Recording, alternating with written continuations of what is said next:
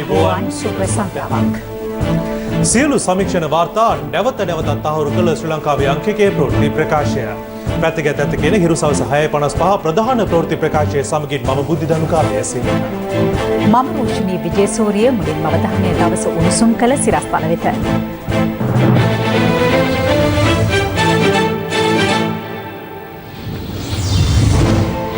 විවාහක රූරැජින තේරීම උණුසුම් වෙයි.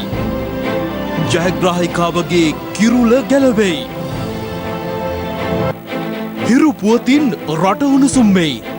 කරුණු විමසීමට පිරිසක් ප්‍රමිති ආයතනයට කඩාපනී. වහාම ක්‍රියාත්මක වන පරිදි පාම් ඔයිල් ආනයනය තහනම් කෙරේ. කාදිනල් හිමිගේ චෝදනාවට මෛත්‍රීගේ කනස්සල්ල. මම හරිම කනගාටු වෙන උන්වහන්සේගේ ප්‍රකාශය. පාස්කු කොමිසමේ නිර්දේශ සලකා බැලූ අමාත්‍ය අනුකමිටුවේ වාර්තාව ජනපතිට. මන්ත්‍රී දුරය වෙනුවෙන් රංජන් කොළු කළ පෙත්සම ප්‍රතික්ෂේප වෙයි. මන්ත්‍රී නලින් බණ්ඩාරගෙන් CID පැය 3ක් ප්‍රශ්න කරයි. රූරැජින තරගාවලි ජනතාව අතර වඩාත් ආකර්ෂණය වන්නේ හි ඇති සුන්දරත්වය නිසාමයි. නමුත් එවන් සුන්දර ස්ථානයක වූ අසුන්දර සිදුවීමක් නිලුම්පොකුණ රංගශාලාවේ පැවති 2020 විවාහක රූරැජින තෙරීමේ තරගයේදී සිදු වුණා. ඒ ජයග්‍රහණය ලද රූරැජිනගේ කිරුළ විනාඩි කිහිපයක් ඉක්ම යනටත් මත්තෙන් වෙනත් රුවැත්තියකට පැලඳීම හේතුවෙන් 2021 ලෝක රූරැජින තරගාවලියට ශ්‍රී ලංකාව නියෝජනය කරමින් සහභාගී වන රුවැත්තිය තේරීම සඳහා සංවිධානය කෙරුණු විවාහක රූරැජින 2020 තේරීමේ තරගය නිලුම්පොකුණ රංගශාලාවේදී ඊයේ පැවැත්වුණා.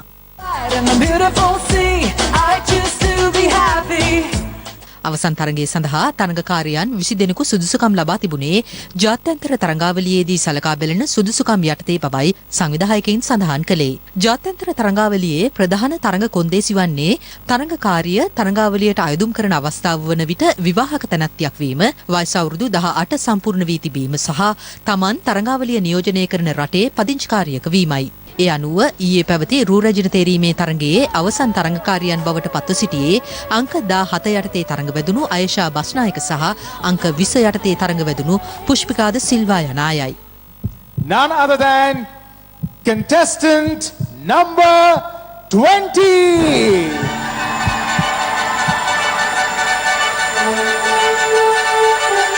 ඒ අනුව පුෂ්පිකාද සිල්වා මහත්මියට කිරුළ පළඳවනු ලැබුවේ 2020 ලෝක විවාහක රූරැජින ලෙස කිරුළ හිමි කරගත් කැරොලයින් jury මහත්මියයි.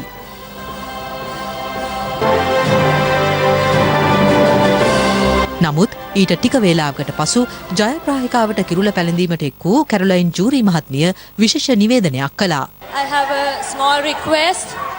As per the Mrs. World Inc., there is a rule that you all have to be married and not divorced. So, I'm taking my first step saying that the crown goes to the first runner-up.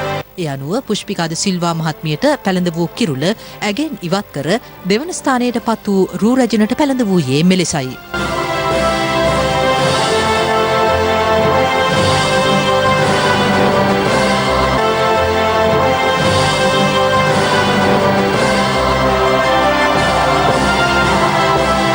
පුෂ්පිකාද Silva මහත්මිය හිරු ප්‍රවෘත්ති වෙත සඳහන් කළේ කිරුළ බලහත්කාරයෙන් ඉවත් කිරීමේදී හිසට තුවාල සිදුවීම හේතුවෙන් තමා රෝහල්ගත වූ බවයි.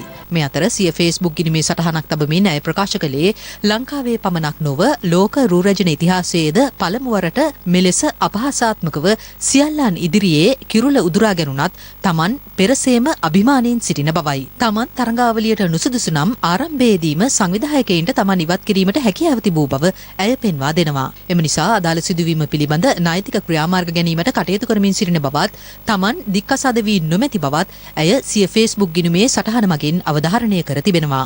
අදාළ සිදුවීම පිළිබඳ පුෂ්පිකාද සිල්වා මහත්මිය කුරුඳුවත්ත පොලිසියට අදාළයම පැමිණිල්ලක්ද සිදු කළා. මම ඩිවෝස් නැහැ.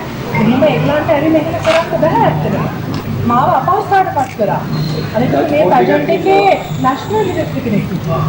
ඒගොල්ලෝ ඒ ප්‍රොජෙක්ට් එකේ තියෙන ගන්න ඕනේ. අනිත් එක මම කොහොම ශ්‍රී ලංකාවට කෝල් කරා. ඒගොල්ලන් ඇවිල්ලා කවුන්ට් එක දාලා ඔක්කොම ඔඩිෂන් එක ගියාට පස්සේ අරගොල්ලන් ඇවිල්ලා ගාවා. අන්න ෆස්ට් රවුන්ඩ් එක කවුන්ට් කරලා ඒගොල්ලෝ දෙන්න කරන්න ආයිතියක් කවුන්ට් එකක් කියන අය මොනවද එතකොට? කැලේට කැරොලයින් ජූරි චූලා. හරි එහෙම දෙයක් කරනවා නම් මොකටද ඒගොල්ලන්ට ජජ් බෝඩ් එක ඒගොල්ලන්ට ඕන කරන කෙනෙක්ට රවුන්ඩ් එක දීලා මේවා කරන්න තිබ්බා.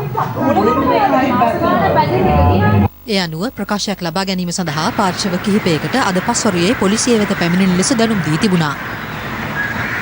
අදාළ සිදුවීම පිළිබඳ ලොව පළමු විවාහක රූ රැජින බවට පත්වෙමින් ජගත් කීර්තිය ගෙන දුන් රෝසි සේනානායක මහත්මියද අදහස් පළ කළා. විශේෂම කනගාටුව දැනෙන්නේ ලෝක විවාහක රූ රැජින ඔය ආකාරයෙන් හැසිරීම සම්බන්ධයෙන්. ලෝක නිර්ණායකයන් වලට අනුකූලව තමයි අපි කටයුතු කළ යුත්තේ. ඒ පදනම මත තමයි ඒ තරඟය පැවැත්විය යුත්තේ. කැරලයින් ජූරිට කිසිම අයිතියක් නැහැ විනිසුරු මඩුල්ල ගත්ත තීරණය වෙනස් කරන්න. මම දැකලා තියෙන මම හිතන්නේ රූප රැජින වේදිකාවල දැක්ක අශෝභම සිද්ධිය සහ පිළිකුල් සහගත සිද්ධියක් මම දැක්කේ. විශේෂයෙන්ම කාන්තාවක් හැටියට පුෂ්පිකාට මම සමස්ත ශ්‍රී ලාංකික කාන්තාව වෙනුවෙන් සමාව අයදිනවා. අපි කාන්තාව මෙහෙම නෙමෙයි හැසිරෙන්න ඕනේ. කෙසේ වෙතත් පුෂ්පිකා ද සිල්වා මහත්මියගේ කිරුළ දෙවැනි ජයග්‍රාහිකාවට පැළඳවීමට කටයුතු කළ 2020 ලෝක විවාහක රූ රැජින වන කැරොලයින් ජූරි මහත්මියගෙන්ද මෙම සිද්ධිය සම්බන්ධයෙන් විමසීමට අප අවස්ථා ගණනාවකදී උත්සාහ කළද ඇය දුරකථනයට ප්‍රතිචාර දක්වූයේ නැහැ.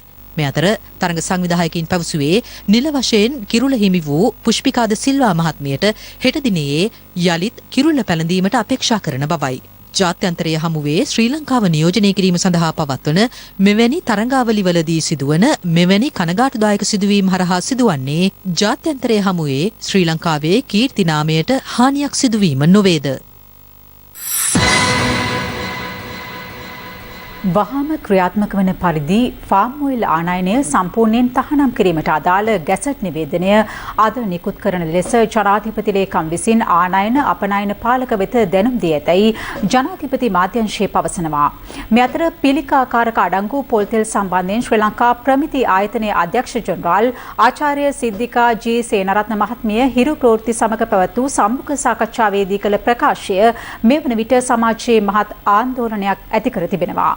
අදත් පාර්ශව කිහිපයක් ඒ සම්බන්ධයෙන් අපරාධ පරීක්ෂණ දෙපාර්තමේන්තුවට පැමිණිලි ඉදිරිපත් කළා. දවසේ පුවත ශ්‍රී ලංකා ප්‍රමිති ආයතනයේ අධ්‍යක්ෂ ජනරාල් සිද්ධිකා ජී සේනාරත්න මහත්මිය හිරු ප්‍රවෘත්ති සමග පැවැත් වූ සම්මුඛ සාකච්ඡාවේදී පැවසුවේ දේශීය සමාගම් කඩාවැටෙන බැවින් පිළිකාකාරක අඩංගු ආහාර සම්බන්ධයෙන් හෙළි කළ නොහැකි බවයි. තවත් මොනවද එවැනි ඔබතුමියට අහු වුණු පිළිකාකාරක අඩංගු ආහාර ද්‍රව්‍ය? මට ඔය ගොඩක් ඒවා කියන්න බැරි. ඕක කිව්වට පස්සේ දේශීය නිෂ්පාදකවරු කඩා වැටෙන්න පුළුවන්. ජනතාවට වහ කැවුවට කමක් නෑ. වහ කවන්න නැති වෙන්න තමයි අපි ඒගොල්ලන්ව හදාගන්න. පොඩි කාලයක් හෝ වහ කවලා හෝ ඒගොල්ලන්ව හරි මගට ගන්න ඕනේ. චුට්ට කාලා ඒක හදාගන්න එපයි. රාජ්‍ය ආයතනයක ප්‍රධානියෙකු ලෙස ඇය කළ මෙම ප්‍රකාශයට සමාජයෙන් එල්ල වූයේ දැඩි විවේචනයක් සහ විරෝධයක්.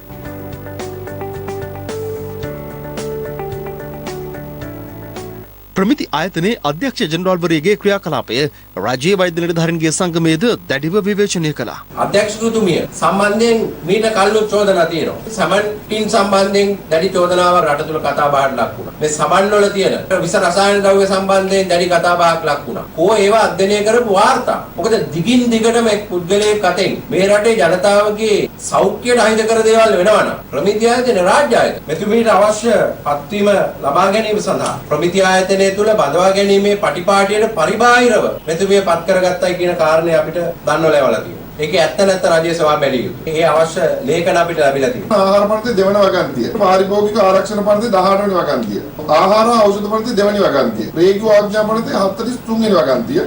ආනයන හා අපනයන පාලන පනත්. මේ සියල්ලම උල්ලංඝනය කරමින් තමන්ගේ තනතුරට නොගැලපෙන ඒ වගේම රටේ ජනතාව බීතියටපත් කරන නමුත් රටේ ජනතාව වැටෙන්න යන අනතුරෙන් බේරීම වෙනුවට කරුණු වසන් කිරීම කියන කරුණු මත අපරාධ නීතිය යටතේ සාමාජ්‍ය මනුෂ්‍ය ඝාතනය සහ මහජන සෞඛ්‍යයට එරෙහිව වැරදි සිදු කිරීම කියන තේමාව යටතේ බලාපොරොත්තු වෙනවා ශ්‍රී ලංකා ප්‍රමිති ආයතනයේ අධ්‍යක්ෂ ජනරාල්වරියට විරුද්ධව පොලිස්පතිතුමාට පැමිණිල්ලක් කරන්න. අදාළ ප්‍රකාශය පදනම් කරගනිමින් බෞද්ධ තොරතුරු කේන්ද්‍රය ලක්මවට හඩක් සංවිධානය සහ ජනබල පෞර සංවිධානය අපරාධ පරීක්ෂණ දෙපාර්තමේන්තුවට පැමිණිලි ඉදිරිපත් කළා. පිළිකාකාරක අඩංගු ආහාර නිෂ්පාදන සමාගම් රකිමින් ජනතාව විනාශ කිරීමට ප්‍රමිති ආයතනයේ නිලධාරීන් කටයුතු කර ඇති බව එම පැමිණිල්ල මගින් පෙන්වා දී තිබෙනවා. හිරු නාලිකාවට ඇවිල්ලා ප්‍රමිති ආයතනයේ ඒ අධ්‍යක්ෂ ජෙනරාල්තුමිය කියනවා ප්‍රමිතියක් නැති විස ආහාර නිෂ්පාදනය කරන ආයතන ඇය දන්න අය හඳුනගෙන තියෙනවා.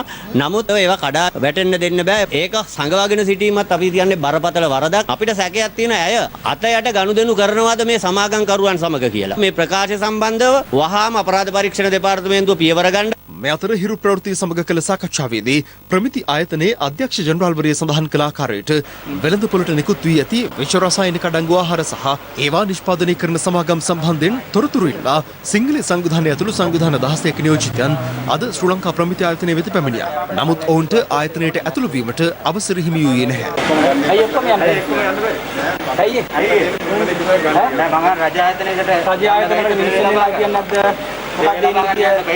එහෙම නීතියක් තියෙනවා. මොකක්ද නීතිය? මේ ආයතනයේ මිනිස්සු මරවන්න පුළුවන් නම් වස කවල මෙතනට එන්න ඇවිල්ලා ප්‍රශ්න කරන්න බැරිය. කාලකන්ණි මේ ආයතන වලට එන්න බෑනේ පුදුම රටන්නේ. උණ්ඩ වස කවන්න බලව රටටම ඇවිල්ලා උත්තර දෙන්න බෑ. අර ගෑණි අත දැනගෙන මේ සමාගම් මේ ආහාර සන්නාමයන් දෙන්න කියන අපි එතකොට රටේ ජනතාවට කියන්න රටේ මිනිස්සු එතකොට තීරණය කරන්නේ මහානකා ඉන්නවද නැද්ද කියලා. ඔබතුමී රටේ ලිස්ට් එක ගෙනත් දෙන්න පුළුවන්. අපි ඒක හෙට දෙන්නම් අපි ඒ ලිස්ට් එක. පසුව භික්ෂුන් වහන්සේ ඇතුළු පිරිස ශ්‍රී ලංකා ප්‍රමිති ආයතනයේ සභාපති නොෂාඩ් පෙරේරා මහතාගේ කාමරයට ඇතුළු වුණා. රැස්වීමවලදී කතා කරගන්න පුළුවන්. ඉතින් ඔබතුමා දන්නවනේ අර සිද්ධිකානෝන කිව්වනේ විෂකාරක ආහාර තියෙනවා ඒවා කියන්න බෑ. සමාගම් ටික වැටෙනවා කියලා. එතකොට මෙතුමිය ඉන්නේ මේ සමාගම් රකින්නද අපිට මොකුත් නෙමෙයි මේ ලිස්ට් එක දෙන්න අපි රටට කියන්න. ඊට පස්සේ ජනතාව තීරණය කරයි මේ විෂ කනවද නැද්ද කියලා. නැත්නම් විශාල සැකයක් ඇති වෙන මහජන බදු මුදල් වලින් පඩි ගන්න ඔබතුමාලා ඇතුළු මේ සිද්ධිකානෝනට ඇතුළු අය මේ සමාගම් රකින්නේ මේ සමාගම් වලින් පගාව හොය වෙන මොනවා හරි ගන්නවද කියලා. මම මේ ගැන මේ පිළිකරන සේරම කිසිම අපිට මේ කිසිම දෙනෙක් රකින්න ඕනේ නැහැ. ගන්න ඕනේ නැහැ. මොකද මගේ දරුවන්වත් කන්නේ බොන්නේ මේ රටේ. SLS ලාංඡන දීපව අවුලක් නැහැ. ඒක නාලිකාව ඇවිල්ලා මේක අහුවේ නැත්තම් කියන්නේ නැහැ. ශ්‍රී ලංකා රේගුවෙන් කියලා තියෙනවා. මම කිසිම අවස්ථාවකදී මෙවැනි දෙයක් ඒ අදාළ ආයතන වලට රිලීස් කරන්න කියලා නැහැ. මේ ඔව් කියන තියෙනවා ගැලියෝ මේ. ප්‍රමිතියෙන් තොර ආහාර සහ නිෂ්පාදන සමාගම් පිළිබඳ ඉදිරිපත් කළ ලිපියට අදාළව පිළිතුරු ලිපියක් හෙට ලබා දෙන බව ප්‍රමිති ආයතනය ඔවුන්ට ලිඛිතව දැනුම් දුන්නා. පෙරේදා දවසේදී හිරුනාලිකාවේ විශේෂ සමුඛ සාකච්ඡාවකට එක්වමින් ප්‍රමිති ආයතනයේ අධ්‍යක්ෂක ජෙනරාල් සිද්ධිකා සේනාරත්න මහත්මිය තා බරපතල සහ සාහසික ප්‍රකාශයක් කරා. මේ සියලු ආණ්ඩු යටතේ මේ රටේ ජනතාවට කවලා තියෙන වස. එනිසා මේ ප්‍රමිති ආයතනයේ නිලධාරීන් දන්නවා මොකද්ද ලිස්ට් එක මේ සමාගම් මොනවද මේ ආහාර මොනවද. එනිසා මොවුන්ගේ දරුවන් ඒ විස කවන්නේ නැතුව ඇති ඔවුන් කන්නේ නැතුව ඇති. හැබැයි මේ රටේ සුවහසක් ජනතාව උපනුපන් දරුවන්ට ඒ විස කන්න සිද්ධ වෙලා තියෙනවා. ජනාධිපතිවරයාගෙන් බලාපොරොත්තු වෙනවා වහාම මේ සිද්ධිකා සේනාරත්න අධ්‍යක්ෂ ජෙනරාල්වරියගේ වැඩ තහනම් කරලා මෙතුමිය පිළිබඳ වහාම පරීක්ෂණයක් සිද්ධ කරන්න. ඒ වගේම ඔවුන්ගේ වත්කම් දේපල ගැන හොයන්න. මේ සියලුම දේශපාලකයන් විසින් රාජ්‍ය අනුග්‍රහයෙන් මහ ජනතාවට වසකවලා තියෙනවා. ඒක තමයි සිද්ධිකා නෝනාගේ කතාවෙන් පැහැදිලි වෙන ප්‍රධාන කාරණය. මහ ජනතාවට වසකවමින් සාවද්දේ මනුෂ්‍ය ඝාතනයකට මේ දේශපාලකයන් සිළු දෙනා වග කියන්න ඕන මේ නිලධාරීන් වග කියන්න ඕන. මේ අතර අපේ ජනබල පක්ෂයේ නියෝජිතයන් පිරිසක්ද ශ්‍රී ලංකා ප්‍රමිති ආයතනයේ අධ්‍යක්ෂ ජනරාල්වරිය හිරු ප්‍රවෘත්ති සමග සිදු කළ සාකච්ඡාවේදී සඳහන් කළ ප්‍රකාශයට එරෙහිව එම ආයතනය ඉදිරිපිට නිහඬ විරෝධතාවක නිරත වුණා. ඇත්තටම අපි කියන්නේ මැඩම්ට උනම් මේ පාසනම් පැකට් එකක් දෙන්න පොඩ්ඩ කන්න ටික ටික කියපු ක්‍රමයට එකපාර මැරෙන්න ඕනේ ටික කාලා මැරෙන්නේ. මෙච්චර කාලයක් මේ මිනිස්සු වස කාලා දැන් ගිහිල්ලා බලන්න පිළිකා රෝලේ කොච්චර පිළිකා රෝගීන් ඉන්නවද වග කියන්න ඕනේ මේ වෙන්නේ නිලධාරීන්. රේගුවේ අයයි පොල්ටෙල් ගෙනාපු අය මොනවාද ඒකේ ලොක්කො ටික ෆෝන් වලින් කතා කරේ. ඒතකොට ප්‍රමිති ආයතනයේ ඉන්න මේ මැඩමුයි අනිකුත් ලොක්කො ටිකයි මොනවාද ෆෝන් වලින් විස තෙල් ගෙනාපු ඇත්තේ කතා කරේ කියන එක අනිවාර්යයෙන්ම අපරාධ පරීක්ෂණ දෙපාර්තමේන්තුව පරීක්ෂාවකට ලක් කර යුතුමයි. කොකිස් වලට කහත් නැහැ, කැවුම් වලට තෙලුත් නැහැ. මුං කැවුමට ඇටත් නැහැ, කොහාට දැන් ගසුත් නැහැ. දැන් අපිට අහන්න තියෙන්නේ තකදුම් සැපද කියාපන් කියලා තමයි අපිට අහන්න තියෙන්නේ. මේ අතර ජනාධිපති මාධ්‍යංශයේ නිවේදනයක් නිකුත් කරමින් සඳහන් කළේ වහාම ක්‍රියාත්මක වන පරිදි පාම් ඔයිල් ආනයනය සම්පූර්ණයෙන්ම තහනම් කිරීමට ජනාධිපති ගෝඨාභය රාජපක්ෂ මහතා දුන් උපදෙස් මත ඊට අදාළ ගැසට් නිවේදනය අද නිකුත් කරන ලෙස ජනාධිපති ලේකම්වරයා ආනයන අපනයන පාලක වෙත දැනුම් දී ඇති බවයි. දැනට ආනයනය කර ඇති පාම් ඔයිල් නිකුත් කිරීම සම්පූර්ණයෙන් නතර කරන ලෙසද රේගු අධ්‍යක්ෂ ජනරාල්වරයාට උපදෙස් ලබා දී තිබෙනවා. මෙරට කටුපොල් වගාව සම්පූර්ණ සම්පූර්ණයෙන්ම තහනම් කිරීම සඳහා දැනට පවතින කටුපොල් වගාව අධීරයෙන් අධීර ගලවා ඉවත් කර ඒ වෙනුවට පරිසර හිතකාමී වෙනත් වගාවන් කිරීම සඳහා එම සමාගම් සහ ආයතන සමග නීතියෙන් බැඳීමට අවශ්‍ය පියවර ගන්නා ලෙසද ජනාධිපතිවරයා උපදෙස් ලබා දී ඇති බව ජනාධිපති මාධ්‍යංශයෙන් නිකුත් කළ නිවේදනයේ සඳහන්. අගරාධගුරු අතිඋතුම් මැල්කම් කාදිනල් රංජිත් හිමිපාණන් ඊයේ සිදු කළ ප්‍රකාශය සම්බන්ධයෙන් තමන් කනගාටු වන බව හිටපු ජනාධිපති මෛත්‍රීපාල සිරිසේන මහතා පවසනවා. ඔහු මේ බව සඳහන් කළේ ශ්‍රී ලංකා නිදහස් පක්ෂ වෘත්තීය සමිතිය සඳහානේ සාකච්ඡාවකින් පසු මාධ්‍යවේදීන් නැගූ ප්‍රශ්නවලට පිළිතුරු ලබා දෙමින්. පාස්කු ඉරිදාව වෙනුවෙන් කොච්චිකඩේ ශාන්තාන්තෝනි දේවස්ථානයේ ඊයේ පැවති යාඥාවෙන් අනතුරුව මාධ්‍යවේද අදහස් දක්වමින් අග්‍රාධිගුරු අතිඋතුම් මැල්කම් කාදිනල් රංජිත් හිමිපාණන් පාස්කු කොමිසමේ අවසන් වාර්තාව සම්බන්ධයෙන් සහ හිටපු ජනාධිපතිවරයා සම්බන්ධයෙන් අදහස් පළ කළා. අපේ හිටපු ජනාධිපතිතුමා ඡන්දේ ඉල්ලනවායි කියලා කතාවක් යනවා. ඇඳුම් ඇඳගෙනද මේ කතාව කියන්නේ. කොමිෂන් සභා වාර්තාවේ එතුමා වරදකරුවෙක් හැටියට හඳුන්වලා තියෙනවා. එහෙමනම් එතුමාට විරුද්ධව ගන්න ඕනේ ක්‍රියාමාර්ගය නීතිමය වශයෙන් ගන්නට තවත් පරක්කු කරන්න අවශ්‍ය නැහැ. ගෙදර ගිහිල්ලා වැඩක් බලා ගන්න. තමන්ගේ වගකීම් ඉෂ්ට නොකර දැන් වගකීම් ඉල්ලන්නේ කොහොමද? ඇඳුම් ඇඳගෙනද එහෙම වගකීම් වලට කරගහන්න එන්නේ. ඔබතුමා ඡන්ද ඉල්ලන්නේ වගේ චෝදනාවක් කරන කාදිනල් උන්වහන්සේ. මොකද ඔබතුමාට කාදිනල් උන්වහන්සේ වෙනුවෙන් පිළිතුර කොහොමද? ඔබතුමා රෙදි අන්නන්ට ඉඳි කියලා වගේ අහුවා ගණතුමනි. මොකද ඔබතුමාට කියන්න තියෙන සම්බන්ධය? උන්වහන්සේ ඔබතුමා මැතිවරණයට ඉල්ලන්නේ නැක ප්‍රශ්නයක්. මම හරිම කනගාටු වෙනවා උන්වහන්සේගේ ප්‍රකාශය. ඇයි එච්චර දැඩි ප්‍රකාශයක් කරේ උන්වහන්සේ? බෝම්බේ ගැහුවේ මෛත්‍රීපාල සිරිසේන මහත්තයා නෙවෙයිනේ. බෝම්බේ ගහපු මිනිහව හොයාගන්න එකයි අපි කළ යුත්තේ. නිවැරදි බෝම්බකරු කවුද කියන එක මේ වගේ යටපත් වෙලා යනවා. ඒක පිටිපස්සේ හිටවු බලවේග කවුද කියන එකයි. ඒක සොයාගන්න තුරු අපි අපේ සටන අතාරින්නේ නැහැ. සිද්ධිය දැනගෙන ඒකට ආරක්ෂාව සපයපු නැති අය. ඒතකොට ඒ කට්ටියට මොකද කරන්නේ? දැන් මේ ජනාධිපතිතුමා විතරද මේ ප්‍රශ්නේ මූලිකයා? ඒ නිසා මම කියන්නේ මේ රජය පිළිබඳව තමයි මේ කොමිෂන් සභාවේ දිගින් දිගටම කියන්නේ. එම රජය. එම රජයේ හිටිය ජනාධිපතිතුමා විතරක් නෙවෙයි. රජයේ හිටියා ජනාධිපතිතුමා, ඇමතිවරු හිටියා, අගමැතිවරු හිටියා, මේ සියල්ලම හිටියා. හැබැයි ඒ අය ඔක්කොම පැත්තකට විසි කරලා මෛත්‍රීපාල සිරිසේන ජනාධිපතිතුමා විතරක් අල්ලගන්නේ ශ්‍රී ලංකා නිදහස් පක්ෂ ගොඩනගන්න අපි මේ ගෙනියන වැඩපිළිවෙල තුළ කියන එකයි මට තියෙන තියෙන්නේ. උන්වහන්සේත් සාධාරණව මේ ගැන කල්පනා කරයි කියලා මට හිතෙන්නේ. මේ ප්‍රකාශය තුළ විශාල දේශපාලනයක් තියෙනවා කියන එකයි මට කියන්න. අහන්න තියෙන ඒක නෙමෙයි ප්‍රශ්නේ. ඒ ප්‍රකාශය කරනකොට ඒ ප්‍රකාශයේ පිටිපස්ස තියෙන හස්තය මොකක්ද කියලා. එවැනි ප්‍රකාශ තුළින් කාදිනල් උන්වහන්සේත් දේශපාලනීකරණයට ලක්වීමක් තමයි අවසානයේ සිද්ධ වෙලා තියෙන්නේ කියලා මට හිතෙන්නේ. ආණ්ඩුවත් මේ පිටිපස්ස ඉන්නවා කියලා හිතනවාද කියන්නේ? මම දන්නේ නැහැ කවුරු ඉන්නවද කියලා. කවුරු ඉන්නවද කියලා තේරෙන්නේ නැහැ. හැබැයි මෛත්‍රීපාල සිරිසේන ජනාධිපතිතුමාම ඉලක්ක කරගෙන මේ ක්‍රියාදාමය කරනවා කියන්නේ මේ ඉලක්ක කරන්නේ ශ්‍රී ලංකා නිදහස් පක්ෂ අපේ බලවේගය. ඒ නිසා අපි ඒකට මුහුණ දෙන්න සූදානම්. මේ අතර පාස්කු කොමිසමේ අවසන් වාර්තාවේ නිර්දේශ සලකා බැලීමට පත් කළ අමාත්‍ය මණ්ඩල අනුකම්පිටුවේ වාර්තාව අද පස්වරුවේ ජනාධිපතිවරයා වෙත බහර දුන් බව එම කමිටුවේ ලේකම් ජනාධිපති නීති අධ්‍යක්ෂ ජෙනරාල් හරිගුප්තා රෝහණතිල මහතා සඳහන් කළා. මේ අතර කාදිනල් හිමිපාණන්ට බෞද්ධ ජනතාවගේ සහයෝගය ලබා දිය යුතු බව පූජ්‍ය ඇල්ලේ ගුණවංශ හිමියන් පවසනවා. ගහක් යට ඉන්නවනම් හෙවණක් තිබිය යුතුයි. හෙවණක් නැත්නම් කපුටෙක්වත් ඒ කිට්ටුව වහන්නේ නැහැ. ඒ නිසා ඒ කතෝලික කිතුණු ජනතාවට සෙවණ දෙන මහා උක්ෂය කාදිනල්තුමා. ඒ නිසා එතුමා ඒ යුතුයකම හරි හැටි ඉෂ්ට කරගෙන යනවා. ඒ නිසා කාදිනල්තුමන්ට අපේ සහයෝගය බෞද්ධ ජනතාවගේ සහයෝගය ලබා දීලා කටයුතු කළොත් කවදා හෝ බෞද්ධයන්ට අසාධාරණයක් අයුක්තියක් සිදුවෙන අවස්ථාවේ කිතුණු ජනතාවත් එකතු වෙනවා කියලා මම දන්නවා. ඒ නිසා පහුගිය ආණ්ඩුවේ හිටපු අයත් දැන් මේ ආණ්ඩුවේ ඉන්නවා. එතකොට මේ ආණ්ඩුව නීතිය ක්‍රියාත්මක කිරීමේදී අඩියක් පස්සට ගන්න වෙයිද? මොකද ආණ්ඩුවයි හිටපු ආණ්ඩුවේ කොටසකුත් මේ පාර්ශවයේ ඉන්න විශේෂයෙන්ම ශ්‍රී ලංකා නිදහස් පක්ෂයේ සමාජිකයින් හිටපු ජනාධිපතිතුමා පවා මේ ආණ්ඩුවේ ඉන්නවා. දේශපාලනඥයෝ ගැන දැන් අපිත් හොඳට දන්නවා. හැම දේශපාලන පක්ෂයක්ම අපිත් ආශ්‍රය කරනවා. විශ්වාසය තියන්න පුළුවන් දේශපාලන චරිත හිගයක් මේ රටේ තියෙනවා. විපක්ෂ නායකවරයා කියනවා මේ ආණ්ඩුවට හිතක් පපුවක් නැති ආණ්ඩුවක් කියලා. මොන ආණ්ඩුවටද තිබුණේ මෙතෙක්? හිතක් පපුවක් තියා කිසි දෙයක සැලකිල්ලක් නැහැ. වචන විතරයි. වචන හරඹයක් තියෙනවා අපිට මේ අම්බලන්ගොඩ රූකඩ නැටුම් නටනවා වගේ රැට රූපවාහිනිය දිහා බලන් ඉන්නකොට. රංගපාන්න එන්න එපා. බොරුවට අපිව රවට්ටන්න දැන් බෑ. අපි හොඳට රැවටිලා දැන් ඉවරයි. අපිත් හොඳට ටෙම්පරාදු වෙලා ඉන්නේ රටේ ජනතාව දැන් මේ බොරු වලින්ම. සමගි ජනබලවේගයේ පාර්ලිමේන්තු මන්ත්‍රී නලින් බණ්ඩාර මහතාගෙන් අපරාධ පරීක්ෂණ දෙපාර්තමේන්තුව අද පැය 3ක කාලයක් ප්‍රකාශ සටහන් කරගෙන තිබෙනවා.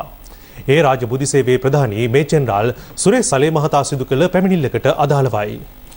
පාස්කු බෝම්බ ප්‍රහාරය සිදු කළ සහරන් හෂිම් සහ තමන් අතර සම්බන්ධයක් ඇති බවට කරුණු දක්වමින් පසුගිය මාස 17 වෙනිදා පැවැත් වූ ප්‍රවෘත්ති සාකච්ඡාවකදී පාර්ලිමේන්තු මන්ත්‍රී නලින් බණ්ඩාර මහතා සිදු කළ ප්‍රකාශයක් පිළිබඳ රාජ්‍ය බුද්ධ සේවයේ ප්‍රධානියා අදාළ පැමිණිල්ල සිදු කර තිබුණා. එම පැමිණිල්ල සම්බන්ධයෙන් මීට පෙරද පාර්ලිමේන්තු මන්ත්‍රී නලින් බණ්ඩාර මහතා අපරාධ පරීක්ෂණ දෙපාර්තමේන්තුව වෙත කැඳවා තිබුණද ඔහු පැමිණ තිබුණේ නැහැ. කෙසේ වෙතත් නලින් බණ්ඩාර මහතා අද පෙරවරුවේ අපරාධ පරීක්ෂණ දෙපාර්තමේන්තුව වෙත පැමිණි අතර විපක්ෂ නායක සජිත් ප්‍රේමදාස මහතා ඇතුළු පාර්ලිමේන්තු මන්ත්‍රීවරුන් කිහිප දෙනෙකුද පැමිණ සිටියා.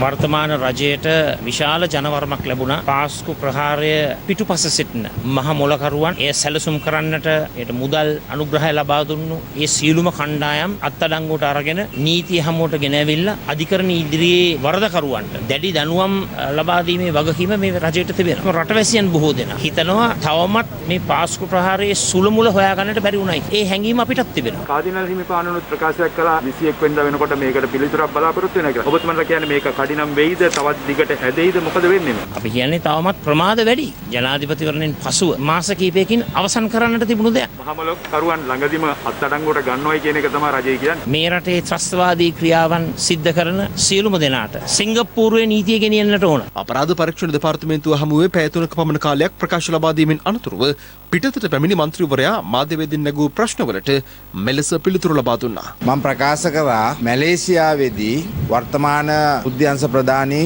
තුවාන් සලේ මහත්මයා සහරාන්ව හම්බුණයි කියලා ලංකා ඊනිවුස් එකේ තිබුණු ප්‍රවෘත්තියක් පාදක කරගෙන. හැබැයි මාව කැඳවලා තිබුණාට මේ දක්වා රජයේ හෝ වෙනත් කිසිම ආයතනයකින් ලංකා ඊනිවුස් වෙත කිසිම පැමිණිල්ලක් කරලා නැහැ මේ සම්බන්ධව. මොකද බරපතල කාරණයක් ඊනිවුස් එකේ තියෙන ප්‍රවෘත්තිය එවකට මැලේසියාවේ තානාපතිවරයා විදිහට ඉන්නේ මොහමඩ් මුසාමිල් මහත්මයා. එතකොට තානාපති කාර්යාලයේ ඩිෆෙන්ස් ඇටැච් විදියට සලේ මහත්තයා දවස්වල වැඩ කරලා තියෙනවා. එතකොට මේ දෙන්නවම මැලේසියාවේදී සහරාන් හම්බුණා කියන ප්‍රවෘත්තිය තාම බරපතලයි. ඉතින් අපිට පේන්නේ නැහැ මහමොල කරුවා අඳුරගන්න විධිමත් පරීක්ෂණයක් පවත්වනවා කියන. හැබැයි මේක ඇත්තද නැත්තද කියලා විධිමත් පරීක්ෂණයක් පවත්වන එකයි වැදගත් වෙන්නේ. මොකද අපි දන්නේ නැහැ රටේ මතයක් තියෙනවනේ මේක බලය වෙනුවෙන් අටවපු උගුලක් කියලා. ඉතින් රජයටත් මේක ප්‍රශ්නයක් නේ එතකොට. නිවැරදි කරගන්න එපා. ඉතින් නිවැරදි කරන්න කටයුතු කරන්න ඕනේ රජයම තමයි. අධිකරණයට අපහාස කිරීමේ චෝදනාවට වසර 4ක සිර දඬුවම් නියම වී සිටින රංජන් රාමනායක තම පාර්ලිමේන්තු මන්ත්‍රී ධුරය අහෝසි කිරීම බැලැක්වීමේ රිට් ආඥාවක් නිකුත් කරන ලෙස ඉල්ලා ඉදිරිපත් කළ පෙත්සම විභාගයට නොගෙනම නිෂ්ප්‍රභ කිරීමට අභියාචනාධිකරණය අද නියෝග කළා. එම නඩුව අද පෙරවරුවේ කැඳවූ අවස්ථාවේදී මෙම නඩුව අද කැඳවනු ලැබුවේ අභියාචනාධිකරණයේ සභාපති විනිසුරු අර්ජුන ඔබේසේකර සහ මායාදුන්නේ කොරයාන මහතුරුන්ගෙන් සමන්විත විනිසුරු මඩුල්ල ඉදිරියේ. තීන්දුව ප්‍රකාශයට පත් කරමින් අභියාචනාධිකරණයේ සභාපති විනිසුරු අර්ජුන ඔබේසේකර මහතා සඳහන් කළේ රංජන් රාමනායකගේ මෙම පෙත්සම තුළ කිසිදු නීතිමය පදනමක් නොමැති බවයි. ඒ අනුව පාර්ලිමේන්තු මන්ත්‍රී ධුරය අහෝසි කිරීම වැළැක්වීමේ රිට් ආඥාවක් නිකුත් කරන ලෙස ඉල්ලා රංජන් රාමනායක ගොනු කළ රිට් පෙත්සම ප්‍රතික්ෂේප කරන බව විනිසුරුවරයා සඳහන් කළා. මෙම පෙත්සමේ වගඋත්තරකරුවන් ලෙස පාර්ලිමේන්තු මහලේකම්වරයා සහ නීතිපතිවරයා නම් කර තිබුණා. සිරදඬුවම් නියම වී සිටින රංජන් රාමනායක සිය නීතිඥවරුන් මාර්ගයෙන් අධිකරණයට ඉදිරිපත් කළ මෙම පෙත්සමෙන් සඳහන් කර තිබුණේ අධිකරණයට අපහාස කිරීම සම්බන්ධයෙන් චෝදනා එල්ල වී සිව්වසරක සිරදඬුවම් නියම වී සිටින තමන්ගේ පාර්ලිමේන්තු මන්ත්‍රී ධුරය අහෝසි කිරීමේ සූදානමක් පවතින බවට තොරතුරු ලැබී ඇති බවයි. ඔහුට සිරදඬුවම් නියම වී තිබෙන්නේ අධිකරණයට අපහාස කිරීමේ චෝදනාව සම්බන්ධයෙන් බවත් එය අපරාධමය ගණයට අයත් නොවන වරදක් හේයින් ආණ්ඩුක්‍රම ව්‍යවස්ථාව ප්‍රකාරව ඔහුගේ මන්ත්‍රී ධුරය අහෝසි කිරීමට කිසිදු නීතිමය පදනමක් නොමැති බව රංජන් රාමනායක වෙනුවෙන් පෙනී සිටි ජනාධිපති නීතිඥ ෆයිස් මුස්තාෆා මහතා මීට පෙර අධිකරණය හමුවේ කරුණු දක්වමින් සඳහන් කර තිබුණා. නීතිපතිවරයා වෙනුවෙන් පෙනී සිටි අතිරේක සොලිසිටර් ජෙනරාල් ඉන්දිකා දේවමුදි සිල්වා මහත්මිය පෙත්සම සලකා බැලූ අවස්ථාවේදී මූලික විරෝධතා මතු කරමින් පෙන්වා දුන්නේ පෙත්සම්කාර රංජන් රාමනායක ඉල්ලා සිටින සහනය ප්‍රදානය කිරීමට අභියාචන අධිකරණයට බලයක් නොමැති බවයි. එම නිසා අදාළ පෙත්සම විභාගයට නොගෙන නිෂ්ප්‍රභ කරන ලෙස අතිරේක සොලිසිටර් ජෙනරාල්වරිය අධිකරණයෙන් ඉල්ලා තිබුණා. ඒ අනුව අභියාචන අධිකරණය විසින් අද පෙරවරුවේ මෙම තීන්දුව ලබා දුන්නා.